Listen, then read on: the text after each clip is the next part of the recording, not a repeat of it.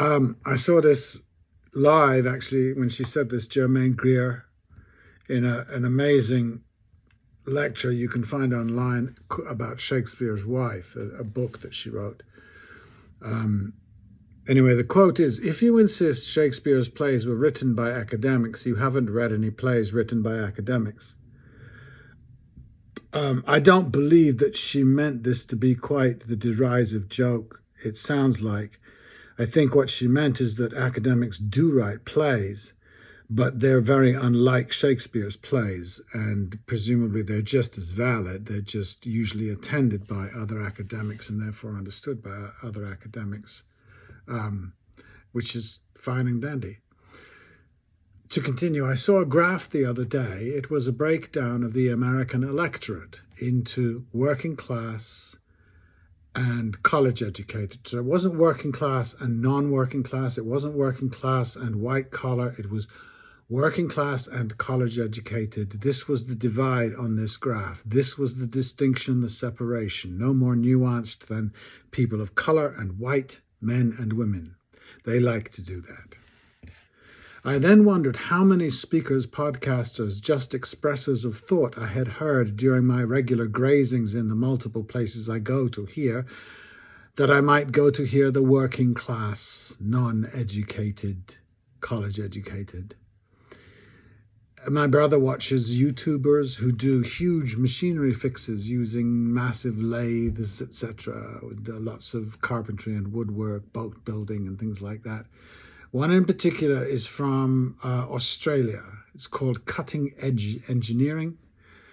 It's magnificent. The host seems to be late 20s, mid 30s, works alone while his wife films. Curtis and Karen repairing tractor axles and the like, chunks of metal weighing thousands of pounds, a highly skilled fellow. He is Australian, so his humor is different to mine. He appears to be, I'm not saying that he is, but he seems to be reticent, po-faced, never laughing, seldom smiling, often smirking. But I think he's always telling a joke. Lord knows how he votes. They have no script writer. They do things I cannot do.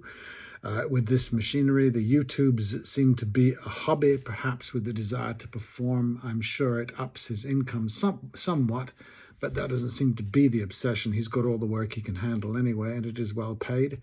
It is hard work, time-consuming editing, getting the script right. I really enjoy the show. There is a relaxation in watching a job getting done, a practical material job of grinding, melting, welding, fusing, creating machines that are all around us every day, evidence everywhere. Now, I don't know. I haven't looked up whether or not he went to university, but he would have seemed to belong to the blue-collar working class community. That would be our cliched response. Now, Bernie Sanders says the Democratic Party has abandoned the working class. So I wondered, who are these people?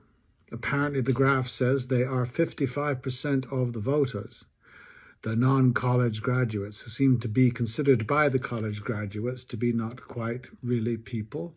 This is a natural tribal attitude, as I see it, in action. A myth attends it. The church told us long ago that scholars are closer to God, and it is stuck, and it is as unfounded as it ever was. It is the great unconfessed echo chamber, peopled by the voices that criticize echo chambers.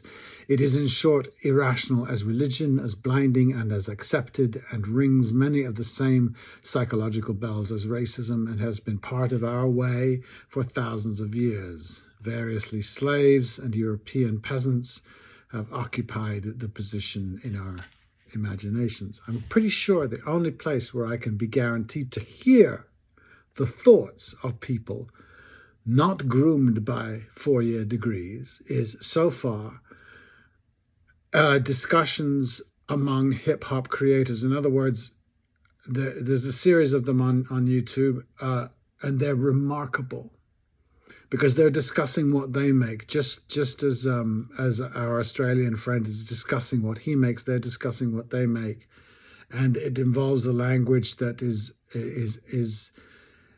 alien to me, probably more alien to more people than I, but it's one realizes one is in the presence of people who are extremely creative. And incidentally, I watched No Direction Home the other night about Bob Dylan. Scorsese made it, I think, a colossus, whose language as a speaker is reluctant as Curtis, as taciturn, as non-college graduated as can be. He is to be silly, expressing rather than explaining, and acknowledging he is not good at it while he does it.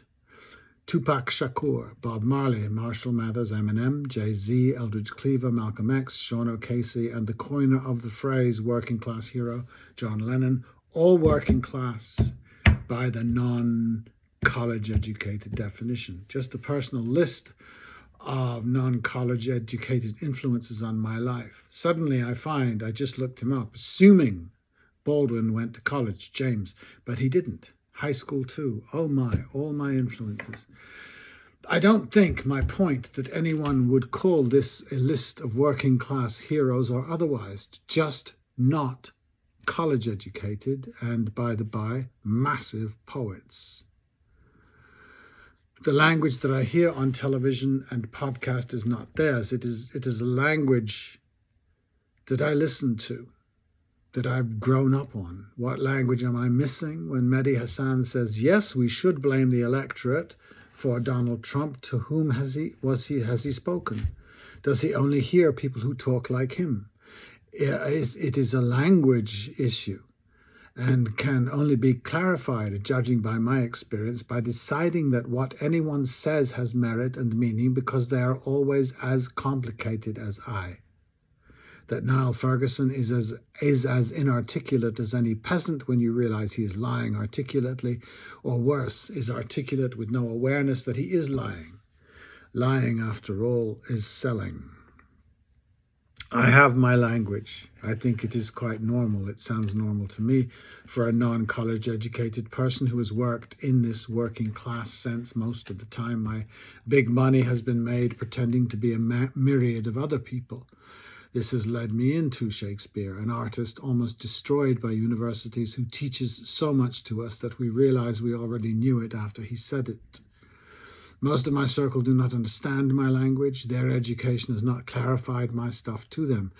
And with rare exceptions, I cannot read a book anymore written by the college educated. I cannot understand the language, except very lightly, though It's All Right Ma, I'm Only Bleeding made big sense to me at 14.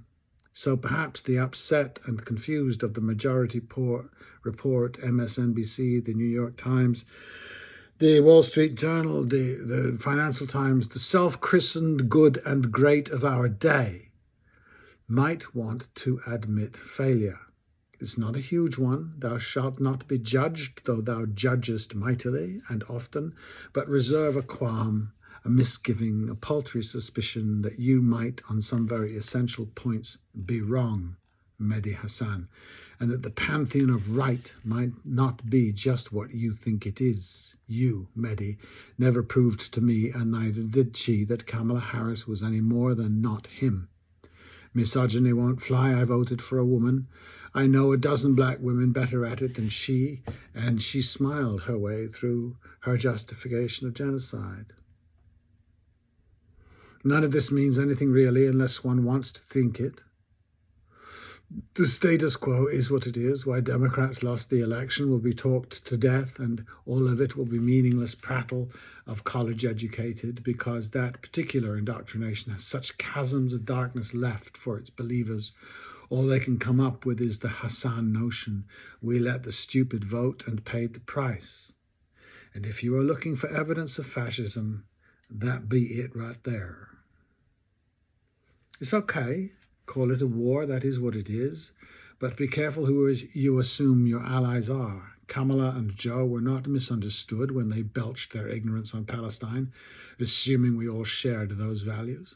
After a good look at the evidence, it might be time to consider the handicaps of the college-educated, the blatant prejudices and bigotries, and intuit that what is obvious to the intuitive, the deep elitist conservatism of the enlightened prince. offering me a mediocrity as my only choice, and then cancelling my friends because they didn't agree, demanding that they share your hatreds and prejudices didn't work. It never does, and you should know that. You should have learned that in college, or resisted forgetting it in college. Did you not hear the thudding as rape accusations against Joe and Bill fell off the limo of American justice? The Constitution could have barred them all from office, but then how many of your heroes, writers of that wretched document, would stumble there?